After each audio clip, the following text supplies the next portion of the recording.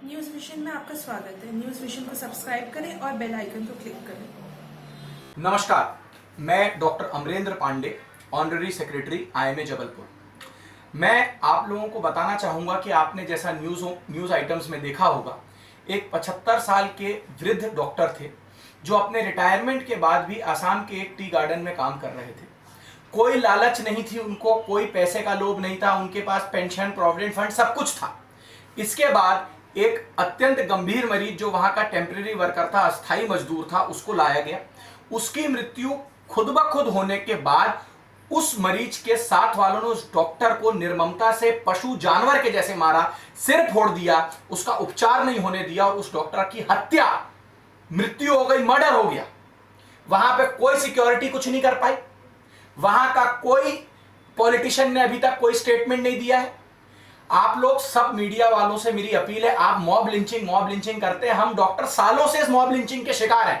कोई मरीज अमृत पान करके नहीं आया है, अमृत पी के इस धरती पे नहीं आया है। हम डॉक्टरों के हाथ में नहीं है किसी को बचाना। जिसकी मौत आ गई, हम प्रयास पूरा करते हैं, बट अगर वो नहीं हो पाता तो वो मारेगा हमें आईएमए के माध्यम से इतनी कंप्लेंट्स आई हैं कि मरीज के बचने के बाद भी अब मॉब लिंचिंग हो रही, क्योंकि कहीं वो अपना बिल छुटाना चाहते हैं, कहीं वो झूठा वीडियो बनाते हैं कि भैया हम मीडिया को दे देंगे झूठा वीडियो अगर आप हमारे पैसे नहीं छोड़ेंगे।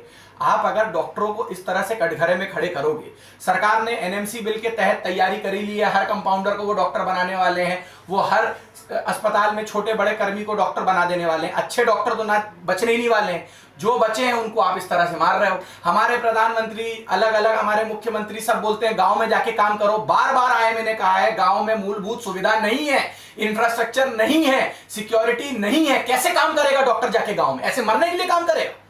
उसके बाद जब डॉक्टर के साथ ऐसा होता है, आरोपियों को कितनों को गिरफ्तार किया आपने, इनमें से कितनों को फांसी होने वाली है।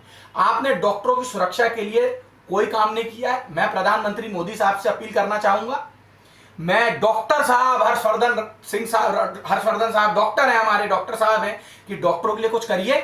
आप एनएमसी बिल वैसे ही ले आए हो, आपने चना मूंगफली टाइप नकली डॉक्टर पैदा करने की तैयारी वैसे ही कर ली है। इसके बाद जो आपके अच्छे डॉक्टर हैं उनकी आप सिक्योरिटी, उनकी आप सेफ्टी, उनकी सुरक्षा के लिए आप कुछ नहीं कर रहे हैं।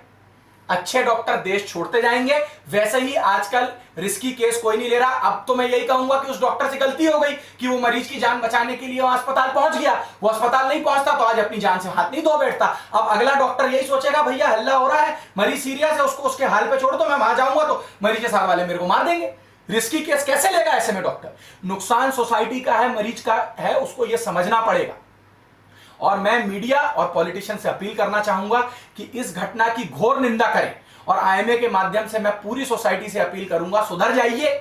इस तरीके की नीच और गंदी हरकतें डॉक्टरों के खिलाफ बंद करिए। यदि आप इस तरह के कृत्य करते रहेंगे तो एक दिन आएगा बहुत जल्दी कि आपके पास डॉक्टर बचेगा ही नहीं। सरकार तो इसकी तैयारी कर ही चुकी है। हम लोग भी अब लड़ लड़ के थकते जा रहे हैं। हम लोग भी अपनी सिक्योरिटी में रहेंगे, अपनी एसी ऑफिसों में रहेंगे, कोई गांव में नहीं आएगा काम करने यदि ऐसे ही चला तो। जय हिंद, जय भारत, नमस्कार।